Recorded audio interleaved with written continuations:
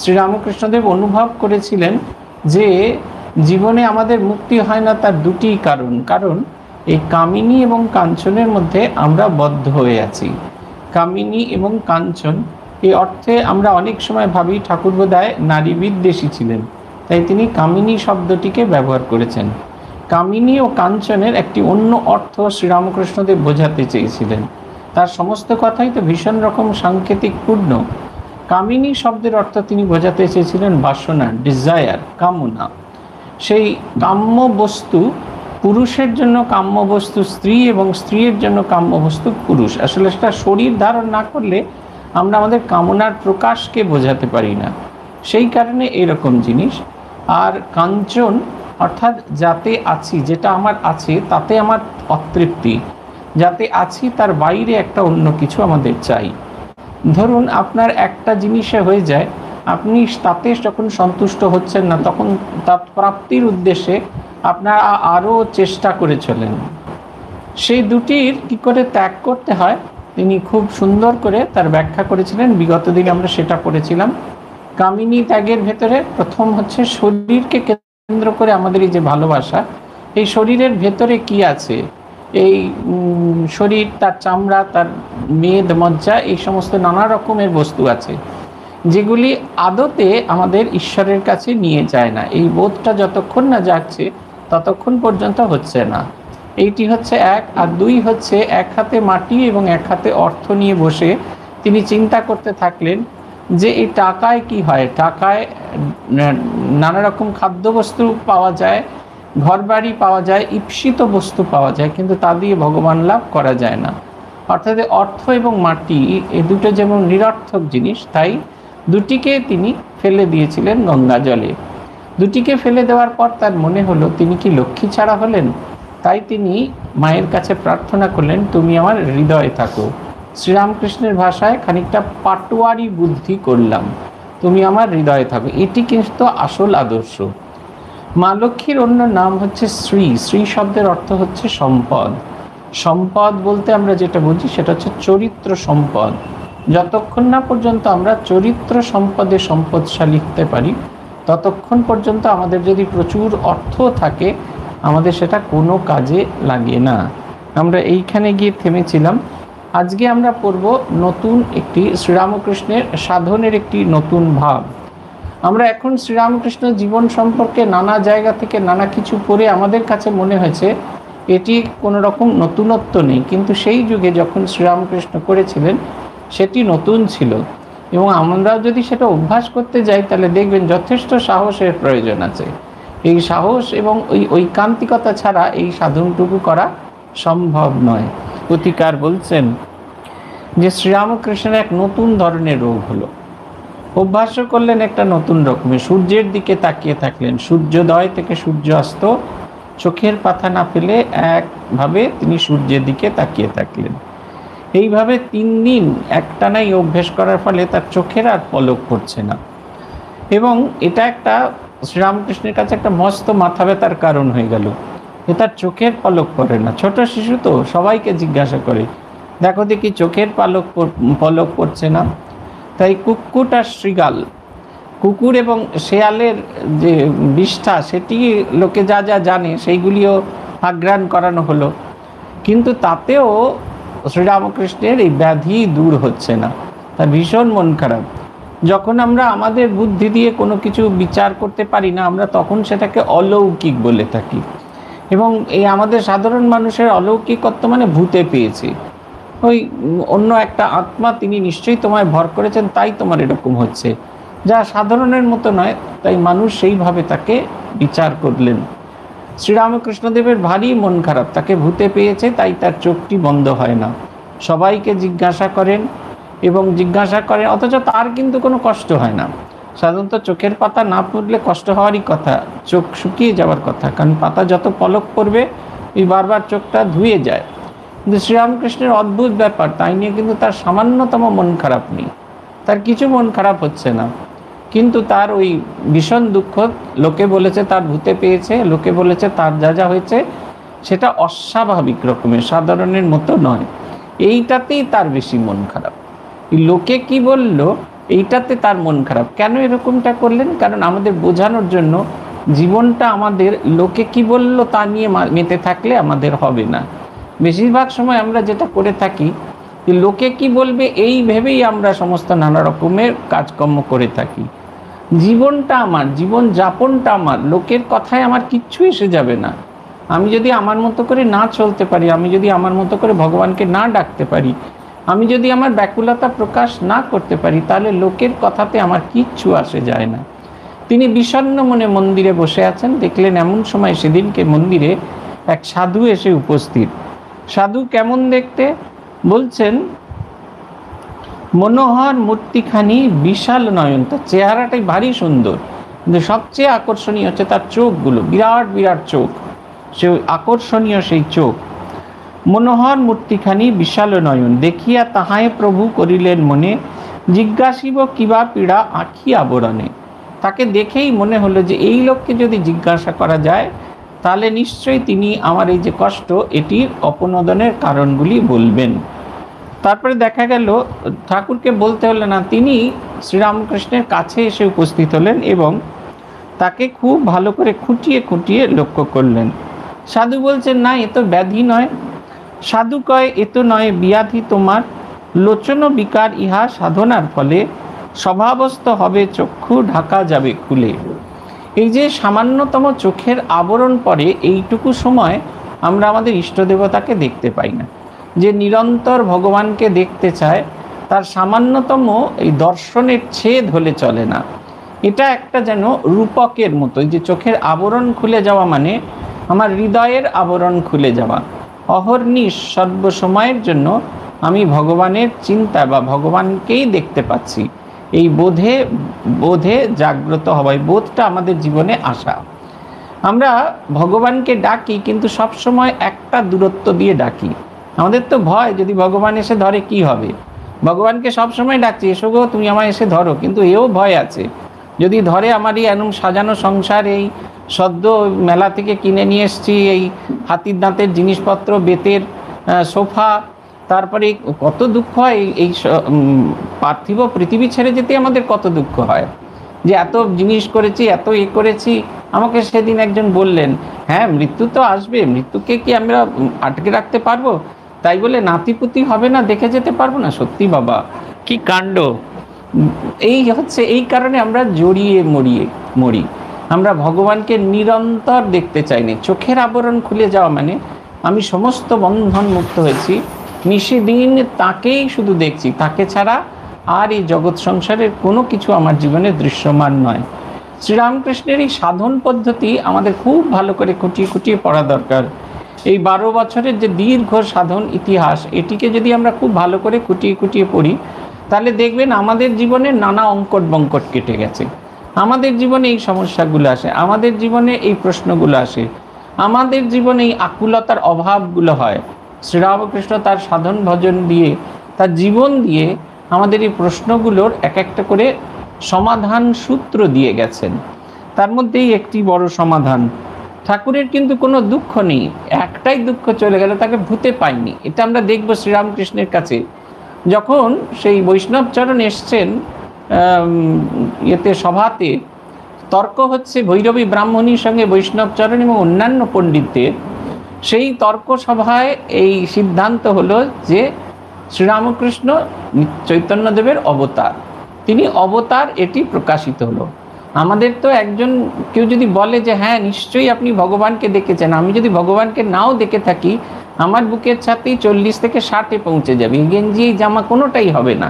আমরা সবসময় চাই লোকে বলুক যে আমাদের ঈশ্বর দর্শন হয়েছে। এত ইংটিং চিংপিং জব করছি, আমাদের কিছু হয়নি, এটা আমরা কিছুতেই মানতে চাই না। অথচ শ্রীরামকৃষ্ণের সঙ্গে আমাদের এইখানে ফারাক। তাকে নিয়ে যখন এত আলোচনা হচ্ছে, যখন সিদ্ধান্ত হয়ে গেল যে তিনি অবতার, অবতারের যাবতীয় গুণ তার ভেতরে প্রকাশিত হচ্ছে, এটি যখন সিদ্ধান্ত হয়ে গেল, তখন তার রিয়াকশানটা হচ্ছে যাক বাবা, আমার তাহলে মস্তিষ্ক বিকৃতি হয়নি। তিনি ভাবছেন এই যে লোকে আমাকে পাগল বলে, অস্বাভাবিক বলে, আমি তা নই, আমি স্বাভাবিক, আর 5 জনের মতোই স্বাভাবিক। এইটা একটা অদ্ভুত দেখার মতো জীবনের, এই যে তিনি এমন একটা উচ্চভাবে আছেন এগুলো তার কাছে খুব সামান্য বলে বোধ হয়েছে। শ্রীরামকৃষ্ণ জীবনে এটা আমরা বারবার লক্ষ্য করেছি। যখন ঠাকুর বলছেন, যখন দুপক্ষ যুযুধান পক্ষ একে অপরের সঙ্গে লড়াই করার পর সিদ্ধান্তে এলেন যে শ্রীরামকৃষ্ণ বা গদাধর তিনি অবতার, এতে তারা সিদ্ধান্তে উপনীত হলেন। যখন মথুরানাথও হাঁ করে সেটি শুনছেন, তখন সারা সভা শান্ত হয়ে গেছে শ্রীরামকৃষ্ণের কথা শুনে। তিনি বলছেন, যাক বাবা, বাঁচা গেল, আমি তাহলে আমার মাথাটা খারাপ হয়নি। এই যা কিছু হয়েছে কিন্তু আমার মাথাটা খারাপ হয়নি, আমি ঠিক আছি, আমি স্বাভাবিক আছি। এইটা শ্রীরামকৃষ্ণ এত ক্যাজুয়ালি জিনিসগুলোকে নিয়েছেন, এই দেখার মতো। এই যে জীবন সম্পর্কে ঈশ্বর বই আর অন্য কোনো কিছুই তার জীবনে কোনো স্থান পাচ্ছে না, এটা তিনি বারবার তার আচরণ দিয়ে আমাদের শেখাচ্ছেন। আজকেও তাই। মহা আনন্দিত প্রভু বচনে সাধুর, বিষণ্ণতা আতুরতা সব দুঃখ দূর। তার বিষণ্ণতা কিসের জন্য ছিল? তার বিষণ্ণতা ছিল লোকে বলেছে তাকে ভূতে পেয়েছে, তিনি স্বাভাবিক নন। যে মুহূর্তে বললে না এটা রোগ নয় এ নিয়ে তার মাথা ব্যথা নেই, তাকে ভূতে পাইনি, তিনি স্বাভাবিক জীবন যাপন করছেন, তিনি সাধারণ, আমাদের 8-5 জনের মতো সাধারণ। এইটা প্রতিপাদিত হওয়ায় তার আনন্দের শেষ নেই। শ্রীরামকৃষ্ণের জীবনে আমরা দেখব ধীরে ধীরে এক অদ্ভুত একটা বাঁক এসে শুরু হয়েছে। শ্রীরামকৃষ্ণ বলেছিলেন তারও বড় ইচ্ছে ছিল তিনিও শ্বশুর বাড়ি যাবেন, কাপড় টাপড় কুচিয়ে রেখেছিলেন, আর 5 জন আমাদের মতো স্বাভাবিক জীবন যাপন করবেন। যেরকম জামাই ষষ্ঠীতে মিষ্টির হাঁড়ি, ইলিশ মাছ এসব নিয়ে শ্বশুরবাড়িতে যান আপনারা, হ্যাঁস ফ্যাঁসে গরমের মধ্যে আম লিচু এসব নিয়ে যান, তারও ঠিক এইরকম আমাদের মতো স্বাভাবিক জীবনযাপন করারই ইচ্ছে ছিল। কিন্তু এমন একটা ঝড় উঠল, সেই ঝড়টা তার সমস্ত স্বাভাবিক জীবনকে অস্বাভাবিক করে দিল। সেই ঝড় উঠে গেছে, সেই ঝড়ের গল্প আজকে আমরা শুনব। পুথিকার লিখছেন, হৃদয় লক্ষ্য করলেন ঠাকুরের গোপন সাধনে মেতেছেন। রাত্রিবেলা যখন সবাই ঘুমিয়ে পড়ে, তখন তিনি ঘর থেকে বেরিয়ে ওই পঞ্চবটী এখন যেখানে সেখানে যান। আমরা পঞ্চবটির এখনকার চেহারা দেখলে বুঝতে পারবো না, তখন এই জায়গাটা অনেকটা নিচু মতো ছিল।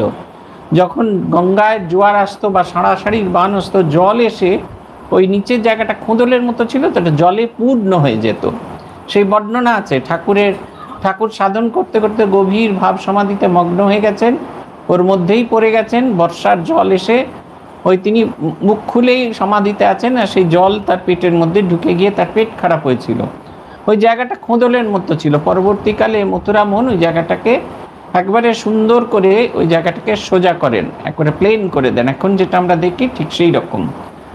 ঠাকুর সেইখানে তখন একবারে ঝোপ জঙ্গলে পূর্ণ জায়গা, সেইখানে রাত্রিবেলা টুক করে তার ভেতরে ঢুকে যেতেন। এক তো অন্ধকার, কোনো আলো ছাড়া তিনি যেতেন, আর সেইখানে সমস্ত বিষাক্ত সমস্ত বিছা টিছা এ সমস্ত আছে, তার মধ্যে তিনি সেখানে গিয়ে কি করেন এটা বোঝা যায় না, কিন্তু করেন কিছু তিনি। হৃদয়রাম ওই অবধি গেছেন, ভয় আর ভেতরে ঢোকেননি, আলো থাকা সত্ত্বেও তিনি ভেতরে ঢোকেননি। তাই তিনি ঠাকুরকে গিয়ে পরের দিন খুব মন দিয়ে বোঝাচ্ছেন, মামা তবু একই কর্ম উচিত না হয়, রাত্রিকালে ঝোপ মধ্যে নিদ্রা নাই মোটে, দেহে দিলে এত কষ্ট পরিবেশ সংকটে। কি তোমার কি ঝোপের মধ্যে কি জঙ্গলের মধ্যে গিয়ে কি করছো? ওসব করাটা ঠিক নয়। সারাটা দিন এখনকার যে যারা পূজারী আছে তাদের দেখলে বোঝা যায় না যে সেই সময় পূজারীদের কি প্রচণ্ড পরিশ্রম ছিল। আমাদের মন্দিরের পূজারীদের দেখলেই বোঝা যায় না তখনকার দিনে, আগেকার দিনের কীরকম পরিশ্রম ছিল। পূজনীয় সুকুমার মহারাজ বলতেন, এখন তো কোলে করে বসিয়ে দিলে হয়, তাদের সময় তারা যখন পূজা শুরু করেছেন তখন সব কাজ করতে হতো। এই মন্দির পরিষ্কার থেকে আরম্ভ করে, তখন সাধু ব্রহ্মচারীর সংখ্যাও কম, তারপরে সমস্ত কাজ মালা গাঁথা থেকে আরম্ভ করে সব কাজ করে দেয়, এবং মানুষজন এত স্বেচ্ছাসেবা দেবার জন্য পাগল হয়ে উন্মুক্ত হয়ে থাকেন যে আমাদের মন্দিরেরও পূজারীদের অনেকখানি কাজ কমে গেছে। কিন্তু মন্দিরের পূজারীদেরও প্রচুর পরিশ্রম আছে, সেই মধ্যরাত্রি থেকে উঠে নানা রকমের কাজ। ঠাকুরেরও প্রচুর পরিশ্রম, ভোরবেলা উঠে জগন্মাতাকে পরিষ্কার পরিচ্ছন্ন করা, নতুন সাজে সজ্জিত করা, রোজ সমস্ত অলংকার খোলা হয়, আবার নতুন করে সেসব অলংকার পরানো হয়, ফুলো সাজে সাজানো, পূজা করা। আর পূজার অনেক রকমের ভাগ আছে। পূজা হয়ে যাওয়ার পরে অন্নভোগ দেওয়া হয়, শিব ঠাকুরের অন্নভোগ কালী মন্দিরে দেওয়া হয় এবং দেবীর ভোগ দেওয়া হয়। এছাড়া নানা রিচুয়ালিস্টিক ওয়ার্শিপ আছে। এত কিছু করার পরে শরীরের একটু বিশ্রামের প্রয়োজন। দিনের বেলা তিনি বড় একটা বিশ্রাম পেতেন না, তাই রাত্রিবেলা বিশ্রামটা খুব প্রয়োজন।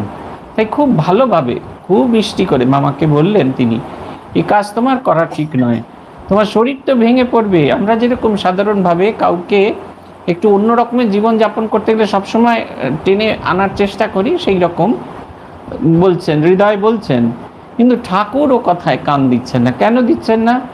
শ্রীপ্রভুর 1,00,000 লক্ষে মনোপ্রাণ, কাজেই হৃদুর বাক্যে কেবা দিবে কান। এটা হচ্ছে সাধকের প্রথম কথা। সাধক যখন তার দেহ বস্তুতে মনকে লীন করেন, তখন অন্যান্য কোনো কিছুতে তাদের আর সেরকমভাবে আকর্ষণ হয় না।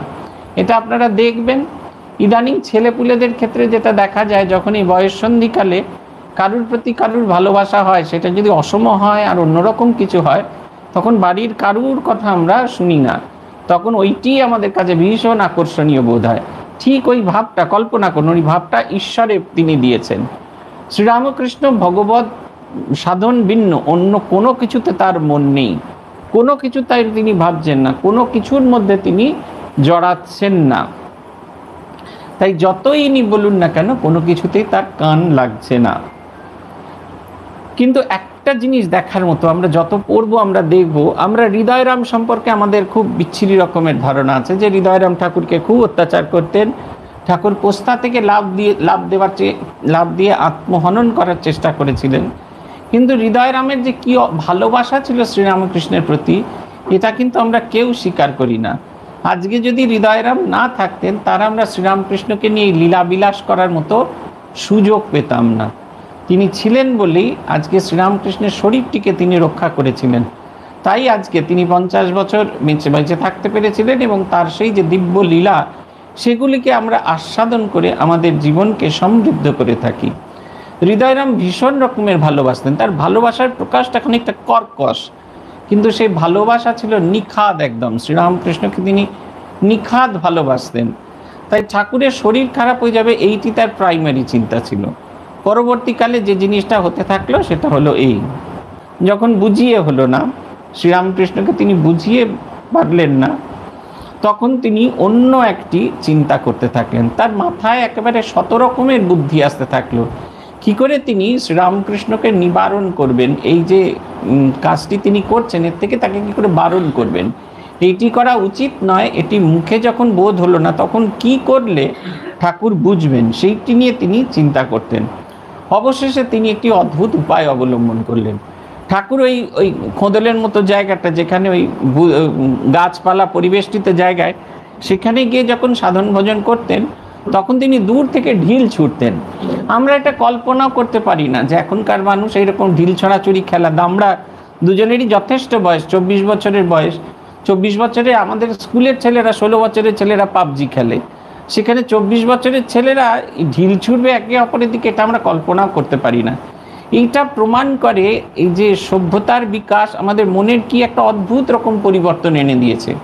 আপনারা কাশীপুর উদ্যানবাটিতে যেদিন 1 জানুয়ারি ঘটনাটি ঘটেছিল, সেদিনের ঘটনার কথা মনে করার চেষ্টা করুন। মাস্টারমশাইয়ের বর্ণনা আছে। মাস্টারমশাই বলছেন যে ঠাকুর যখন হাঁটতে হাঁটতে আম গাছটার কাছে গিয়ে পৌঁছলেন, তখনই দামরা লোকজন, যাদের বিয়ে হয়ে গেছে, ছেলেপুলে হয়ে গেছে, তারা নাকি গাছের ওপর বসে হনুমান হনুমান খেলছিলেন। আপনারা দেখবেন বর্ণনায় আছে। দেখুন এই যে মেন্টাল ম্যাচিউরিটি, এইটা তখনকার দিনের একরকম। এই যে ঢিল ছুটছেন, মানে এটাই তার সর্বশ্রেষ্ঠ উপায়। সে জানে যে দূর থেকে যদি কন্টিনিউয়াস ঢিল ছড়ে, তাহলে ঠাকুর ভয় পাবেন, ভাবে ভূতে প্রেতে তার গায়ে ঢিল ছুটছে, তাই তিনি সাধন থেকে নিরত হবে। এর বেশি ভাবনা চিন্তার হৃদয়রাম করতে পারছিলেন না।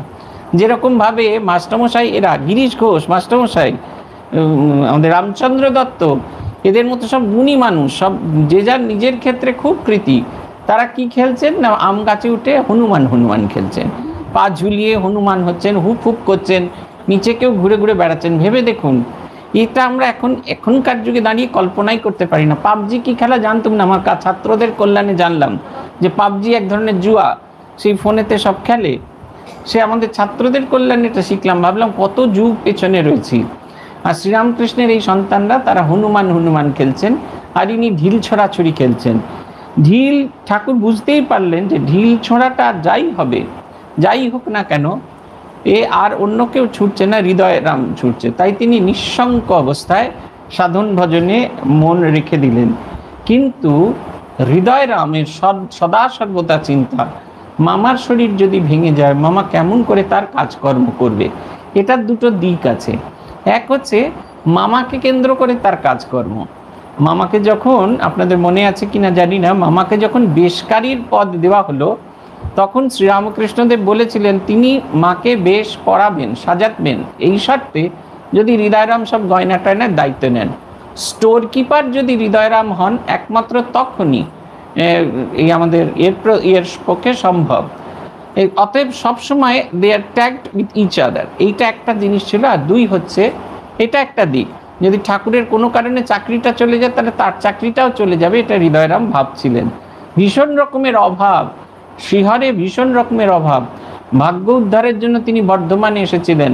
তৎকালীন বর্ধমান রাজার রাজসভায় নানা রকমের কাজটা জুটত, ব্রাহ্মণদের খুব বলবালা ছিল। যখন দেখলেন সেখানেও হচ্ছে না, তখন তিনি শুনলেন তার মামারা দক্ষিণেশ্বর মন্দিরে, রাসমণির মন্দিরে বেশ জাঁকিয়ে বসেছে। অতএব মামা ভাগ না গেলে মামা যে ফেলে দেবে না এটা তারা জানতেন, এবং অব্যর্থ ওষুধ কাজ দিল। যে শ্রীরামকৃষ্ণদেব যখন বললেন তাকে বেশকারী হতে হবে, তখন তার স্টোর কিপার হবেন শ্রীরামকৃষ্ণ।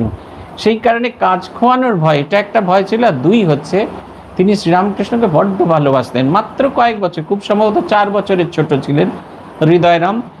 উচ্চতায় ঠাকুরের চেয়ে 2 ইঞ্চি লম্বা ছিলেন, কিন্তু ভালোবাসায় একেবারে পূর্ণ ছিলেন। আমরা কল্পনাও করতে পারি না ঠাকুরকে তিনি কী হারে ভালোবাসতেন। শত্রুভাবে অনেকে সাধনা করে না, শত্রুভাবে সাধনাটা খুব সহজ সাধনা। শত্রুভাবে সাধনা করলে আপনি সবসময় তাকে মনে করছেন। ধরুন একটি লোক আপনাকে থাবড়ে দিয়েছে, আপনার সম্পত্তি কেড়ে নিয়েছে, আপনার কিন্তু আর কোনো চিন্তা নেই কেমন করে তাকে টাইট দেবেন, এইটাই ভাবছেন। সারাদিনে সব কাজ ছেড়ে সেই লোকটার কথা নিশিদিন চিন্তা করছেন। নিজেদের জীবনে পরীক্ষা করে দেখতে পারেন, তাহলেই বুঝতে পারবেন কেন এইসব রামচন্দ্র, এরা সব, এই রামচন্দ্র, রাবণ, এইসব এর শত্রুভাবে শ্রীরামকৃষ্ণের সাধন করেছিলেন। জটিলা কুটিলা এরা কেন শত্রুভাবে শ্রীকৃষ্ণের, বিরোধভাবে কেন তারা শ্রীকৃষ্ণের সাধন করেছিলেন না, নিশিদিন সর্বাবস্থায়, প্রতি মুহূর্তে, প্রতি শ্বাস প্রশ্বাসে তার সেই বিরোধী মানুষটা যাকে তিনি সবচেয়ে বেশি ভালোবাসেন তাকে চিন্তা করতে পারবেন, এই ভেবে তিনি করেছিলেন। শ্রীরামকৃষ্ণকে তিনি ভালোবাসতেন, ভীষণ ভালোবাসতেন। মা খুব ভালো সার্টিফিকেট দিয়েছেন। মার কাছে যখন বলা হলো যে হৃদয়রাম যে এত যে অত্যাচার করতেন এ বিষয়ে আপনার কি বলার আছে, মা বলছেন যে অত সেবা করে সে ওরকম একটু আধটু করে। হৃদয়রামের এই যে এত অত্যাচার, এটা শ্রী শ্রী মায়ের চোখে একটু আধটুতে রূপান্তরিত হয়েছিল। মা এই পুথিকার লিখছেন, একদিন সাহস করে হৃদয়রাম চলেই গেলেন ঠাকুরকে দেখতে। বলছেন কারণটা কি, বলছেন এখানে ভারী সুন্দর কথা ব্যবহার করা হয়েছে। বলছেন কাছে যেতে ভয়ে মাত্র টানেরও সাহসে ধীর গতিপদে হৃদু জঙ্গলে প্রবেশে। একদিন রাত্রিরে তিনি গেলেন, মমতার টানে যায় পণ করি প্রাণে। এখানে দুটি ভাব ব্যবহার করা হয়েছে। শ্রীরামকৃষ্ণের প্রতি তার যে ভালোবাসা, সেই ভালোবাসার জোরে তিনি শ্রীরামকৃষ্ণের কাছে উপনীত হলেন, শ্রীরামকৃষ্ণের কাছে উপনীত হলেন। শুধু তাই না, তিনি যখন গিয়ে দেখলেন সেই গভীর জঙ্গলের মধ্যে তার হাতেই খালি আলো আছে, শ্রীরামকৃষ্ণের কাছে কোনো আলো নেই, কিচ্ছু নেই, তিনি সেই অন্ধকারের ভেতরে সাপ সংকুল জায়গার মধ্যে বসে আছেন এবং বসে তিনি গভীর ধ্যানে মগ্ন। আরও একটি জিনিস দেখে তিনি খুব অবাক হলেন, সেটা হলো এই যে ঠাকুরের গায়ে কোনো কাপড় জামা নেই, এমনকি তার যজ্ঞসূত্র সেটা খুলে ডালেতে ঝুলিয়ে রেখেছেন। তিনি দেখে খুব হতবাক হলেন, কেমনতর সাধন। কিন্তু দূর থেকে দেখছেন তিনি, তার ভয়ও লাগছে, কিন্তু শ্রীরামকৃষ্ণের প্রতি এত দিব্য আকর্ষণ, সেই হলো যে তিনি গিয়ে দেখছেন যত দূরে আছেন শ্রীরামকৃষ্ণ, কিন্তু অদ্ভুত এক মায়া, তিনি যেন আকর্ষণ করছেন তাকে। এবং সেই আকর্ষণ তার এই যে তার যে ভয়, এই সাপ খোপ থেকে যে ভয়, এগুলোকে কাটিয়ে দিচ্ছেন। তিনি কাছে গিয়ে দেখছেন ঠাকুর এক অদ্ভুতভাবে সাধন ভজন করছেন, তার গায়ে কোনো কাপড় নেই, যজ্ঞসূত্র ঝুলছে গাছের ডালে এবং কোথাও কোনো জনপ্রাণী নেই, এবং ঠাকুর গভীর ধ্যানে মগ্ন। বারবার জিজ্ঞাসা করে, বারবার ডেকে ডেকে ডেকে ডেকে অবশেষে তার চেতন এলো। তখন তিনি শ্রীরামকৃষ্ণকে জিজ্ঞাসা করছেন, বুঝিতে না পারি মর্ম কার্যের কৌশল, সত্য মামা তুমি তাহলে হলে কি পাগল? তিনি বলছেন, তোমার এই কাজের ধারা আমি বুঝতে পারি না। সত্য সত্য কি তুমি পাগল হয়ে গেলে? তোমার কি মাথা খারাপ হয়ে গেছে? ঠাকুর বলছেন, ঠাকুর উত্তর দিচ্ছেন, কিন্তু উত্তর দেবার আগে এই পুথিকার বর্ণনা করছেন সেখানকার পরিবেশ। বলছেন, একা গঙ্গা তীরে তাহে আমলকি তলা জগৎ। আর ঠাকুর উত্তর দিচ্ছেন, বলছেন, ধ্যানের পক্ষে স্থান বড়ই সুন্দর, একে গঙ্গা তীর তাহে আমলকি তলা জগৎ নীরব এবে সুষুপ্তির বেলা। বলছেন এই স্থান ধ্যানের পক্ষে অত্যন্ত উপযোগী, এখানে কেউ আসে না, জনমানব শূন্য স্থান। এক। দুই বলছেন, গঙ্গা তীর বলা হয়, গঙ্গাকে বলা হয় পাবনী শক্তি সম্পন্ন। গঙ্গার হাওয়া যত দূর অবধি পৌঁছয় মানুষের হৃদয়ে পবিত্রতার স্পর্শ এনে দেয়। এটা খুব বেশি করে বোঝা যায় আপনারা যদি কখনো ওই হরিদ্বার অনওয়ার্ড এগোতে থাকেন, তাহলে আপনারা নিজেরাই বুঝতে পারবেন। যেখানে বসবেন সেখানেই মন একেবারে শান্ত হয়ে যাবে, ভগবানের চিন্তা একদম মগ্ন হয়ে যাবে। এটা গঙ্গার পাবনী শক্তির প্রকাশ। এই কারণে গঙ্গার পাবনী শক্তির এত মর্যাদা দেওয়া হয়েছে।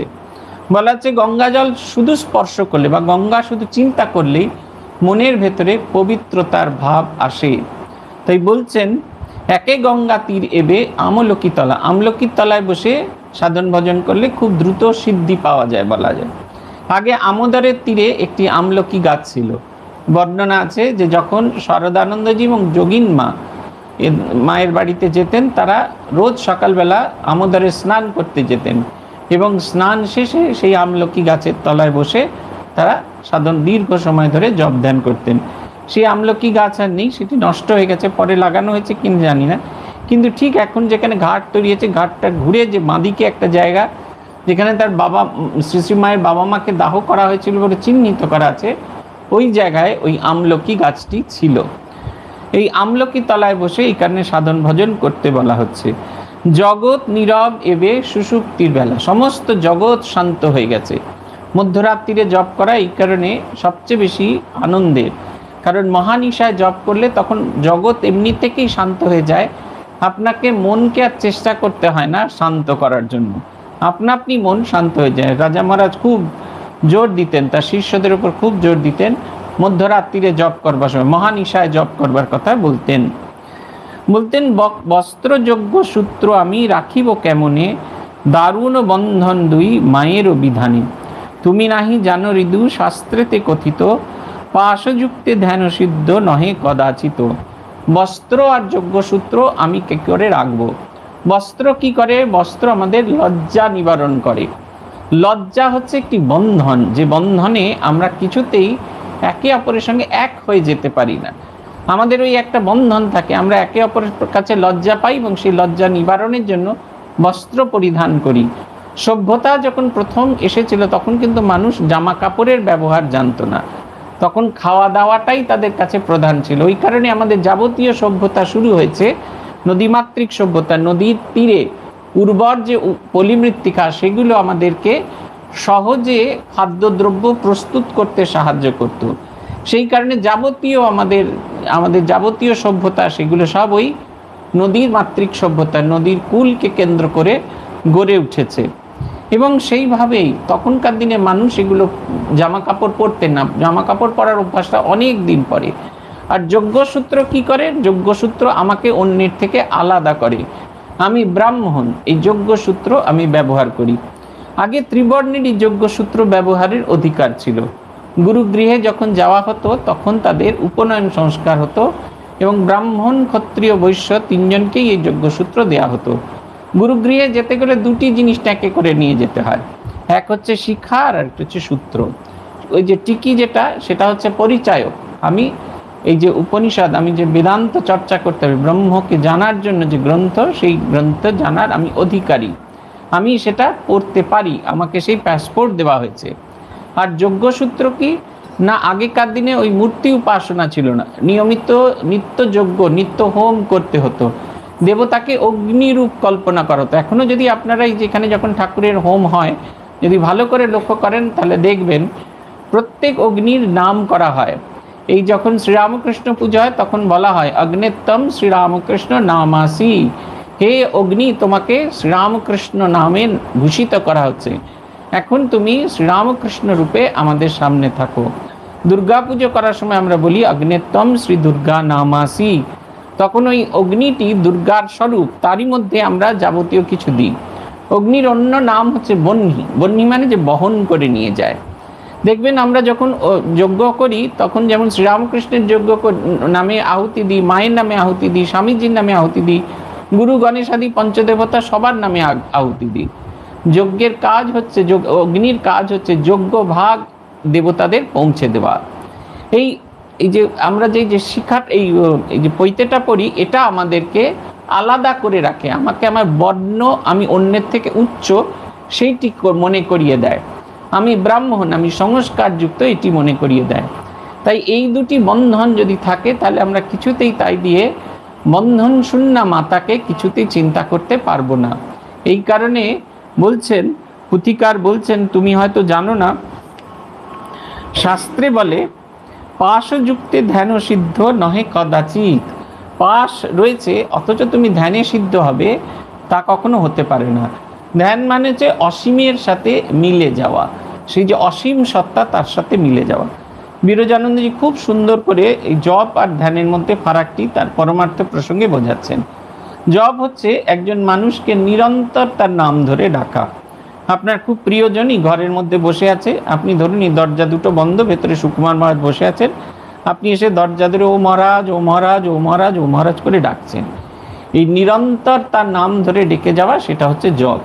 আর যখন মহারাজ আপনার আওয়াজ শুনে, আপনার ডাক শুনে এসে দরজাটি খুলে দর্শন দেন, সেটা হচ্ছে ধ্যান।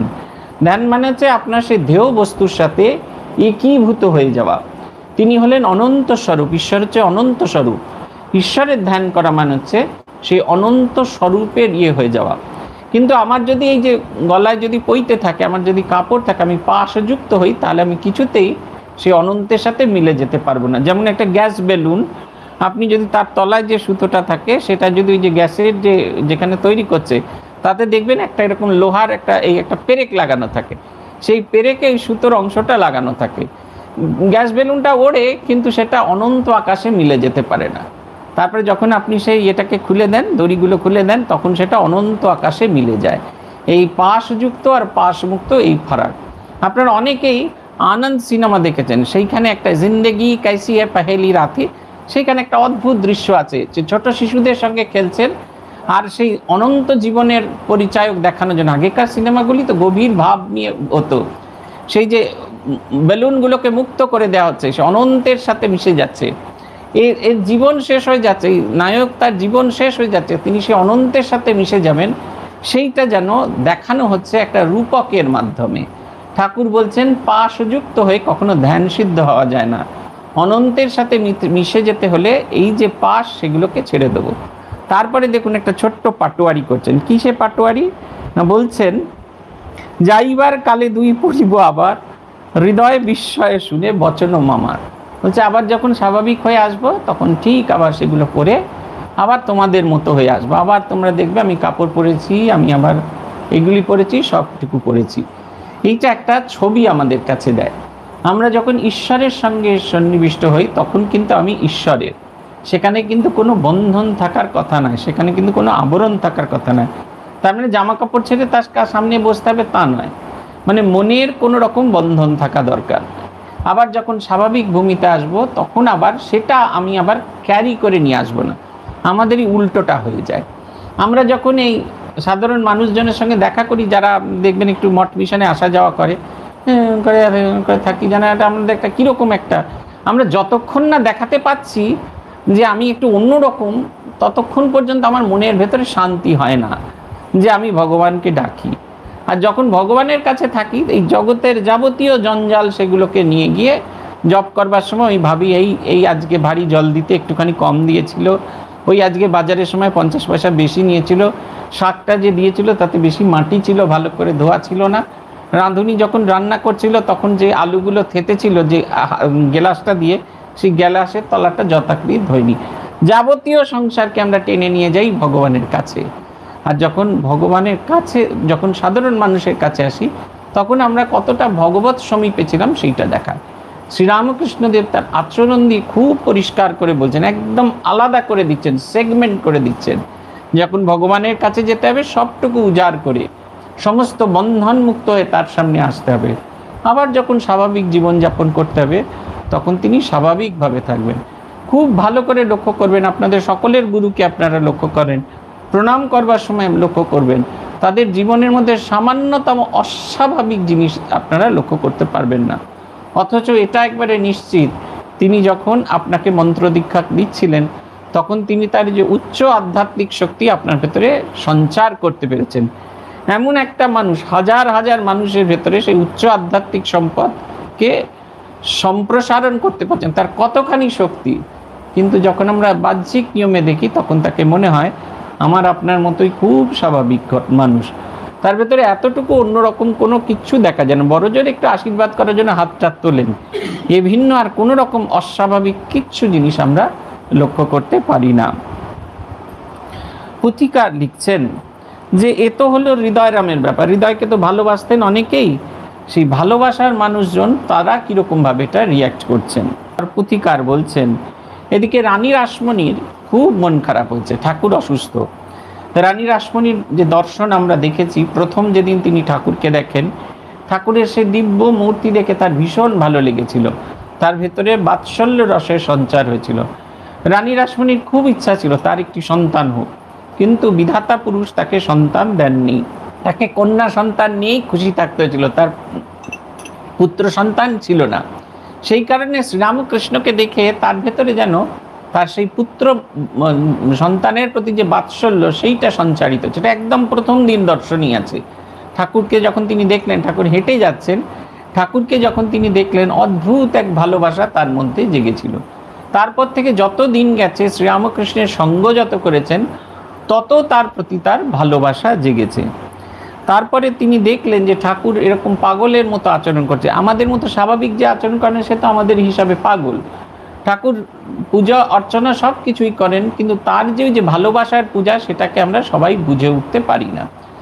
মথুর বলেছিলেন আমি কি হয়েছে জানি না, কিন্তু আমি জানি জগন্মাতার কৃপা তার উপর পড়েছে, অতএব তিনি যা খুশি করুন না কেন আমরা কেউ তাকে কোনো রকম সামান্যতম বাধা দেব না। তিনি যে ঈশ্বর আদিষ্ট পুরুষ, তিনি যে স্বয়ং অবতার, এই বোধ তার কিছুতে আসছিল না। অথচ এই বোধটা এসেছে শ্রীরামকৃষ্ণ যেভাবে জীবনযাপন করেন সেটা আর পাঁচজনের মতো নয়, সেটা অতি উচ্চমানের, সেটাকে কোনোভাবেই বাধা দেওয়া যায় না। তাই রানী রাসমণিও কোনো রকম বাধা দিতে থাকলেন না। অথচ শ্রীরামকৃষ্ণকে নিয়ে তার অন্তহীন চিন্তা। শ্রীরামকৃষ্ণ তাকে প্রমাণ করে দিয়েছিলেন যে তিনি আর যাই হোক তিনি পাগল নন। আমরা আগের দিন ঘটনাটা পড়েছি যে তিনি গান শুনতে চেয়েছেন এবং ঠাকুর গান গাইছেন, এমন সময় গান শুনতে শুনতে তিনি একটি মোকদ্দমার কি নিষ্পত্তি হবে সেই নিয়ে চিন্তা করছিলেন। ঠাকুর সপাটে তার গালে থাপ্পড় মেরে জগন্মাতার দিকে দৃষ্টিপাত করিয়ে দেন এবং বলেন ঈশ্বর যেখানে তোমার ঘরে উপস্থিত সেখানে তোমার এইসব চিন্তা করার কথা নয়, তার সামনে শুধু তার চিন্তা করতে হবে এবং সমস্ত চিন্তা তার পাদপদ্মে দিতে হবে। এটা আমাদের জন্য একটা বার্তা ছিল। আমরা বলি, মুখে বলি সব চিন্তা তার পায়ে দিয়েছে, কিন্তু মনে মনে সব চিন্তা তার পায়ে দিতে পারি না। সেই কারণে এই চিন্তার জনিত যে কষ্ট সেটাই আমরা সব সময় কষ্ট পাই। মানুষের বেদনা, মানুষের উপেক্ষা, মানুষের কষ্টে আমরা ভীষণ রকমের কষ্ট পাই। অথচ আমরা কিন্তু বলি আমরা আমাদের সমস্ত মন প্রাণ সব ঈশ্বরে গত করেছি। এইটা যেন থাপ্পড় মেরে তিনি রানী রাসমণিকে বুঝিয়ে দিয়েছিলেন। রানী রাসমণির তার থেকে বোধ হয়েছিল যে লোকটা আর যাই হোক পাগল নয়, কিন্তু তার শরীরটা খারাপ হয়ে যাচ্ছে, আগের দিন মুখ দিয়ে রক্ত বেরিয়েছে, এটা তার খুব দুশ্চিন্তা। এবং রানী রাসমণির মনে হয়েছিল তার দাদাকে তিনি বড্ড ভালোবাসতেন। সেই রামকুমারের দেহত্যাগ হওয়ার পর বোধহয় ঠাকুর মর্মাহত। ঠাকুর সামান্যতম মর্মাহত নন, কারণ তিনি জানেন এই জীবনের খেলা যার যতটুকু করার সে ততটুকুই করবে, তারপরে আর কোনো রকম খেলা হতে পারে না। তাই বলছেন তিনি বারবার এই ভাবছেন যে এই সমস্ত কিছু নিয়ে বোধহয় ঠাকুর মানসিক এবং শারীরিকভাবে অসুস্থ, অতএব একজন ভালো ডাক্তার ডাকা দরকার। পুথিকার একটি ভারী সুন্দর শব্দ ব্যবহার করেছে, দুই হৃদে মমতা বাড়িল বিলক্ষণ, ভক্ত ভগবানে খেলা দেখো হো কেমন। দুই হৃদে, দুজন হৃদয়ের ভেতরে, হৃদয়রাম নন, এই মথুরানাথ এবং আমাদের রানী রাসমণি, দুজনের হৃদয়ে শ্রীরামকৃষ্ণের ভালোবাসা ক্রমাগত বাড়তে থাকছে। তাই বলছেন ভক্ত ভগবানে খেলা দেখো কেমন, কি অদ্ভুত খেলা। এই খেলা দিয়েই আজকে আমরা শেষ করব।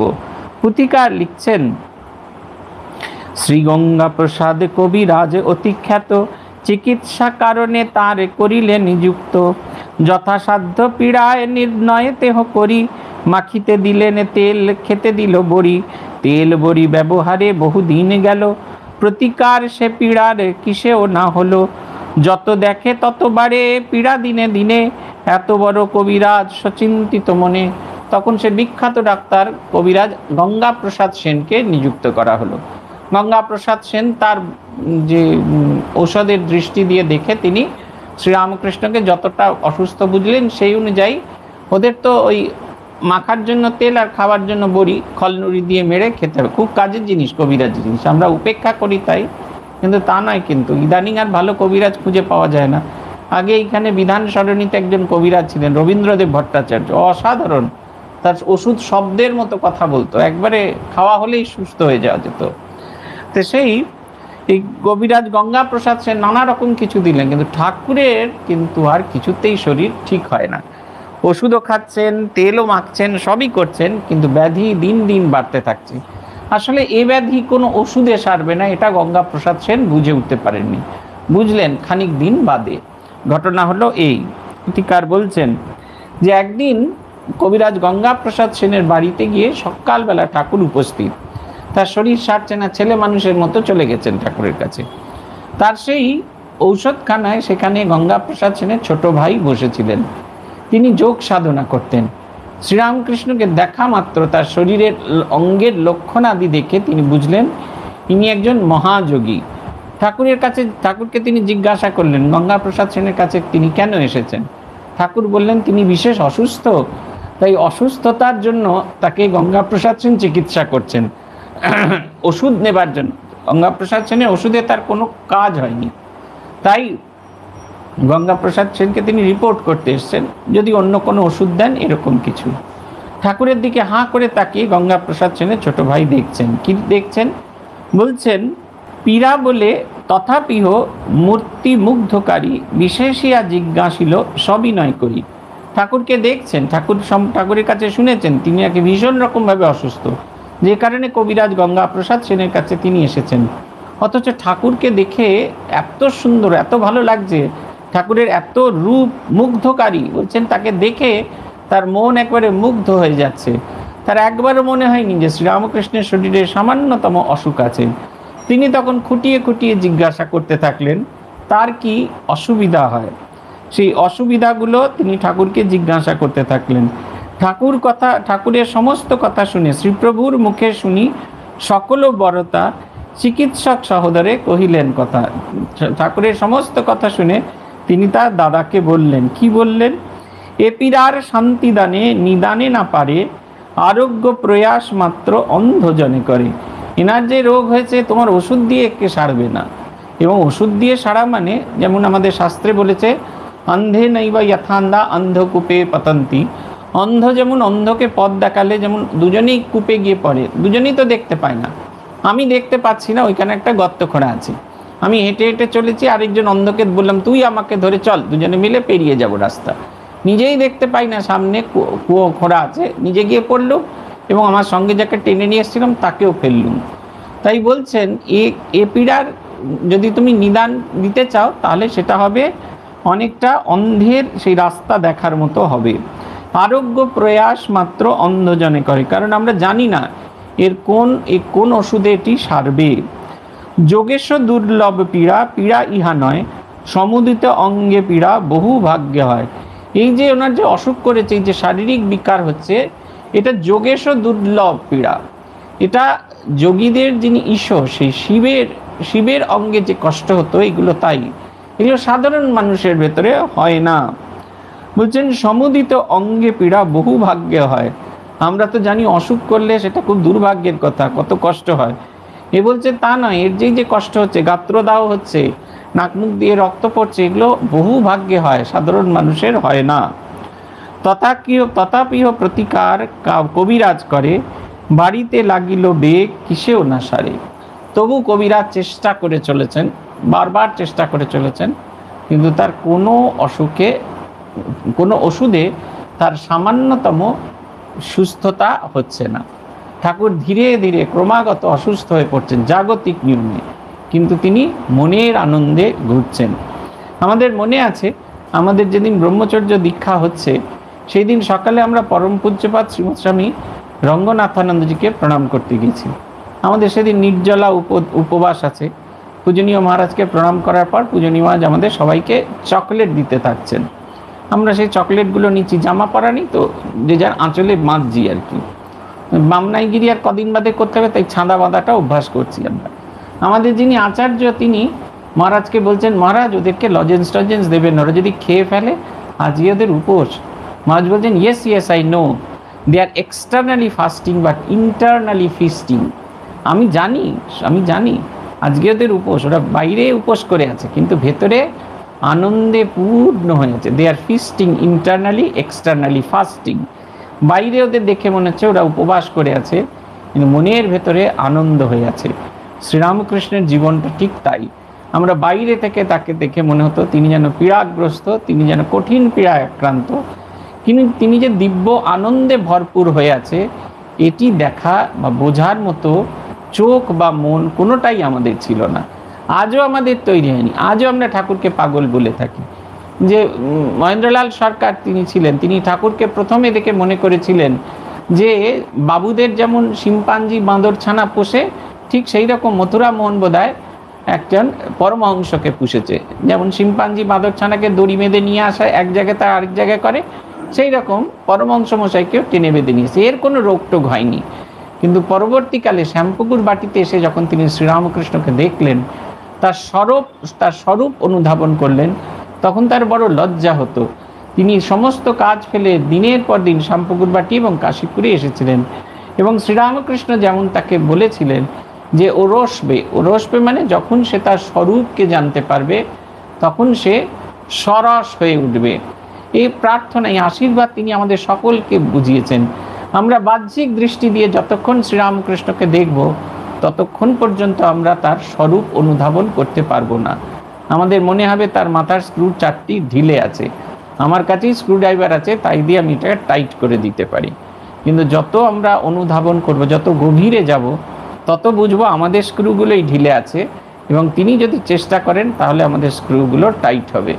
ভগবানের কাছে প্রার্থনা আমাদের এই চেষ্টাই বোঝা, শ্রীরামকৃষ্ণকে বোঝাটা যেন সৎ হয়, আমরা যেন সত্যি সত্যি তাকে অনুধাবন করতে পারি। আর মাথার স্ক্রু যেখানে ঢিলে ঢালা আছে সেগুলো যেন তার সামনে নিয়ে উপস্থিত করে দিতে পারি, যাতে টাইট হয়ে গিয়ে আমরা একটা উজ্জ্বল স্বাভাবিক আধ্যাত্মিক জীবন যাপন করতে পারেন। আজ এই পর্যন্ত। ওম শান্তি শান্তি শান্তি। হরি ওম তৎসৎ। শ্রীরামকৃষ্ণার্পণমস্তু।